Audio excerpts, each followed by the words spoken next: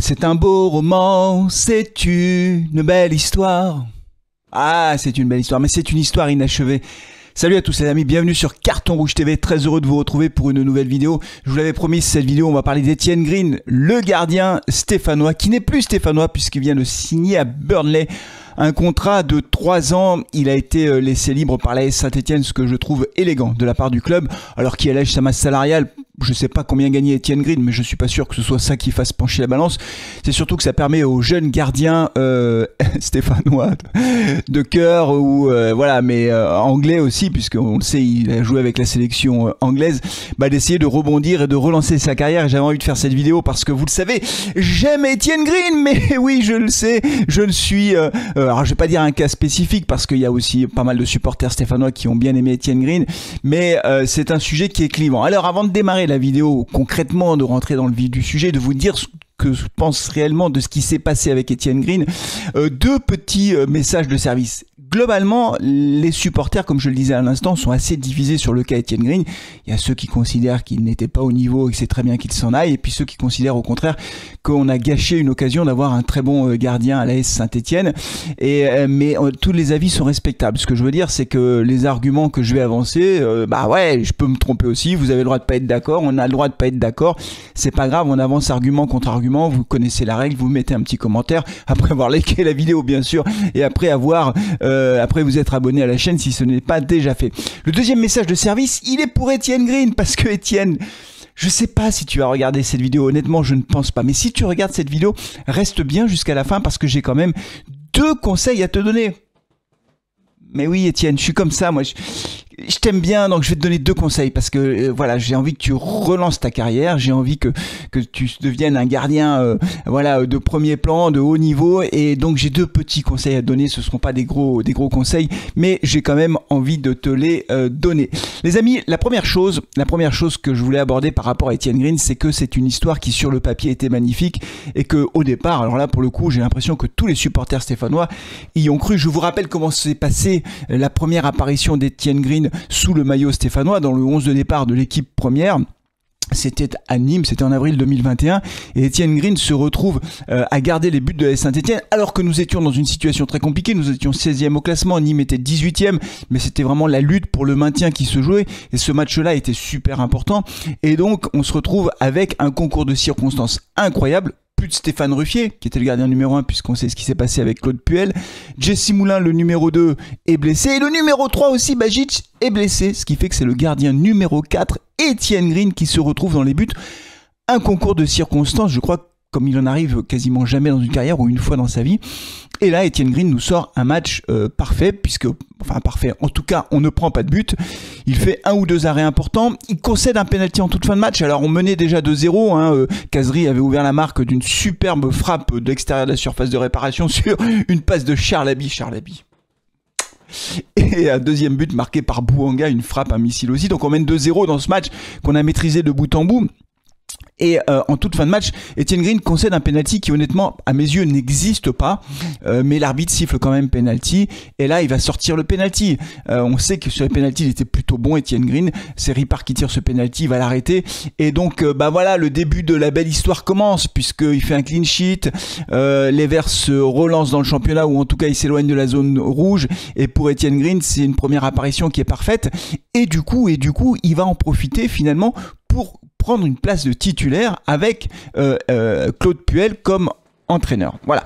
Et donc, tout se passe globalement bien pour Étienne Green. Il enchaîne les bons matchs, globalement, voire les très bons matchs. Moi, j'ai certains matchs en tête encore face au Paris Saint-Germain, notamment à domicile avec Mbappé qui est venu buter plusieurs fois sur un grand Étienne Green. Le derby aussi où on fait un partout à domicile avec Kazri qui égalise en toute fin de match, mais il sort plusieurs ballons hyper chauds, Étienne. Et donc, globalement, tout se passe plutôt bien. Et là, va survenir le début des ennuis pour Étienne Green. Et ce qui est intéressant, et c'est aussi pour ça que je voulais faire cette vidéo, c'est parce que cette histoire, au fond, nous montre que le sport de haut niveau, il y a un aléa psychologique qui est hyper important.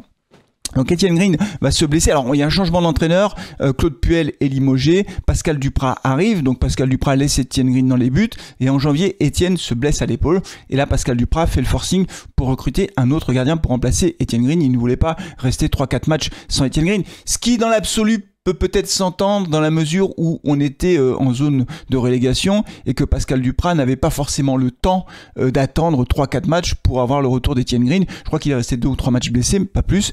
Et donc Pascal Duprat dit mais moi j'ai une opération maintien assuré. Voilà, en gros il nous reste une demi-saison, 17 ou 18 matchs, je sais plus combien il lui restait à jouer à Pascal Duprat. Il dit moi je peux pas perdre 3 matchs sans avoir un gardien de bon niveau. Et donc l'AS Saint-Étienne décide de recruter Paul Bernardoni. Et là, c'est le début des ennuis pour Étienne Green. Alors, jusqu'à la fin de saison, qui se termine par la descente en Ligue 2, avec, vous vous souvenez, cette séance de tir au but face à Auxerre, Étienne Green se retrouve du coup remplaçant de Paul Bernardoni. Bon, déjà là, pour Étienne Green, c'est un peu un coup dur parce qu'il passe du statut de titulaire avec Claude Puel au statut de remplaçant avec Pascal Duprat. Et puis après, Pascal Duprat donc, ne rate son pari finalement de maintenir l'AS Saint-Étienne en Ligue 1. Il le rate de peu, mais il le rate. Du coup, c'est Laurent Batlos qui arrive. Et Laurent Batlos, là, décide de... Paul Bernardoni s'en va, de mettre, puisque c'était un prêt, Paul Bernardoni, de remettre Étienne Green dans les buts.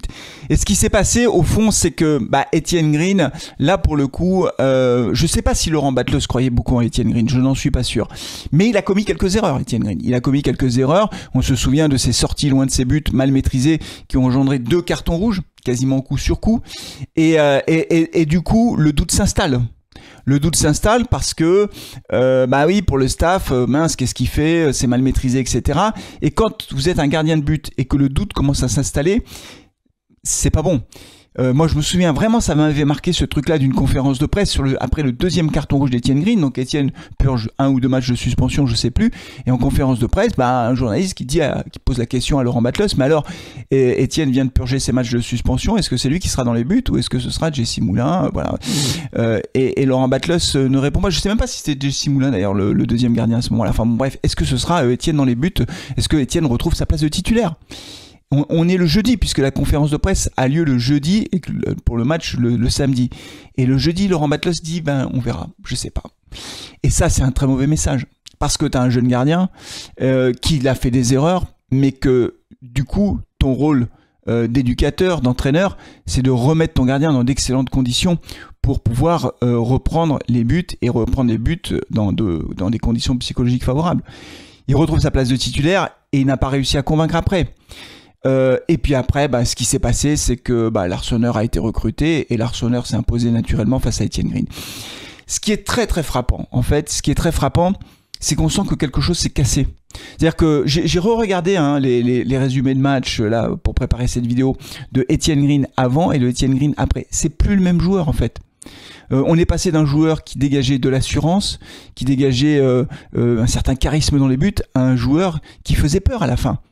C'était pas l'assurance tout risque, je le reconnais.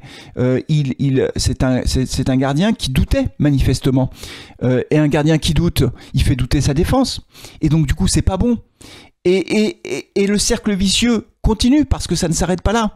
Derrière, si vous faites douter votre défense, si vous-même vous doutez et que vous prenez un but qui peut paraître arrêtable vu de l'extérieur, les supporters vous en veulent.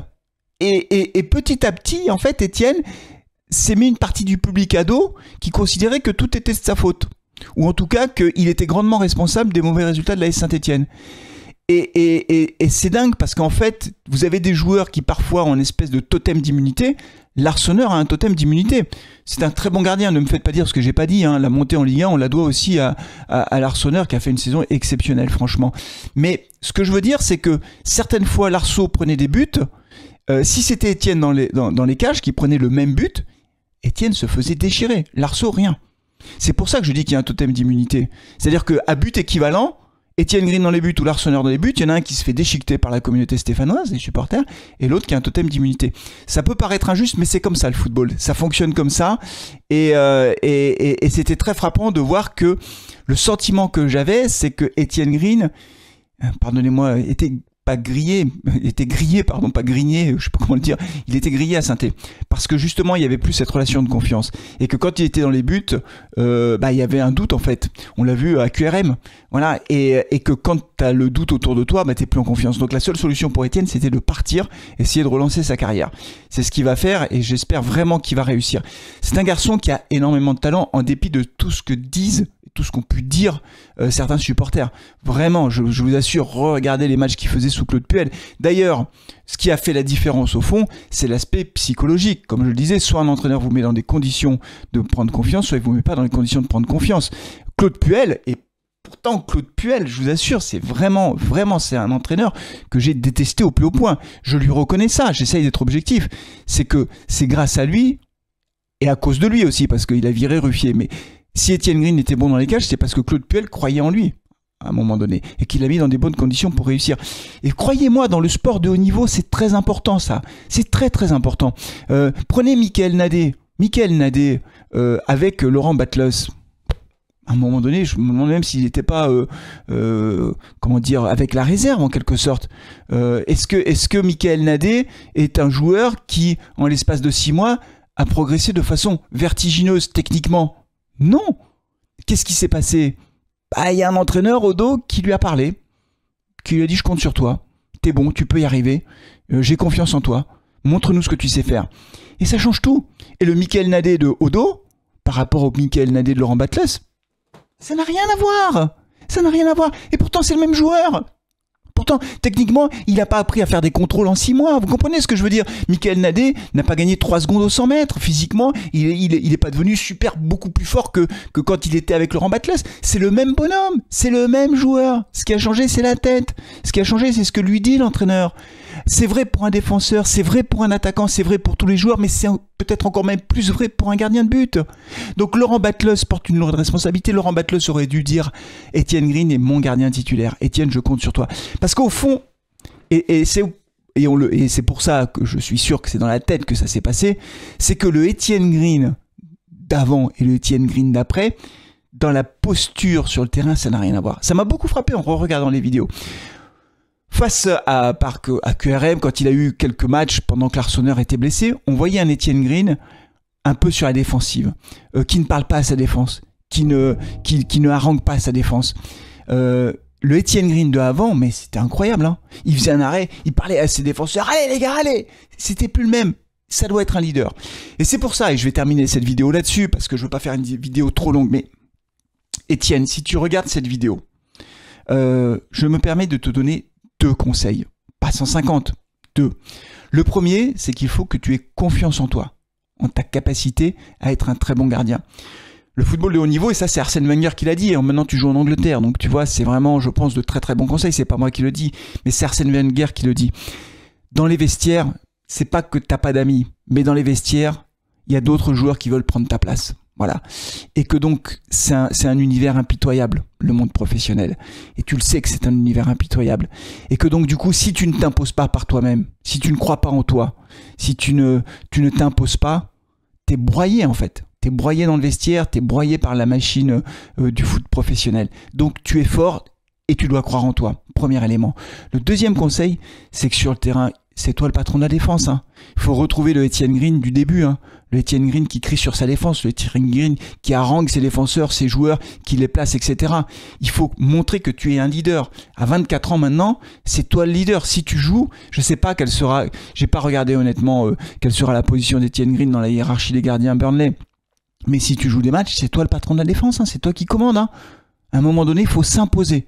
Voilà. Et si tu fais ça, j'ai aucun doute sur le fait que tu réussiras parce que intrinsèquement, tu as du talent. Donc, il ne faut plus douter, il faut être sûr de soi, s'imposer. Donc là, c'est une occasion rêvée de rebondir dans le plus grand championnat anglais. Alors, c'est pas la première ligue, c'est la Ligue 2 en quelque sorte. Mais c'est un grand club, Burnley.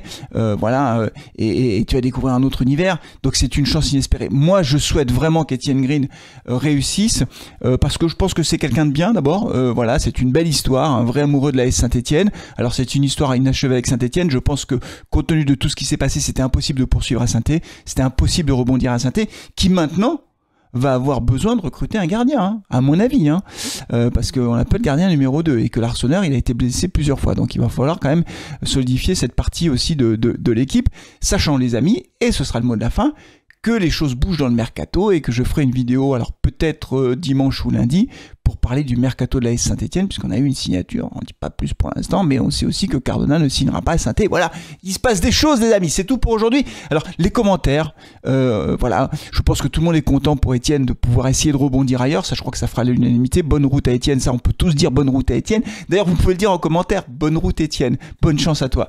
Voilà, et retiens ces deux petits conseils que je me permets de te donner, un basé sur ce que dit Arsène Wenger, et deux basé sur ce que j'ai vu, qu'on retrouve le Etienne Green du début. Voilà les amis, prenez soin de vous, de vos proches et allez les Verts, ciao.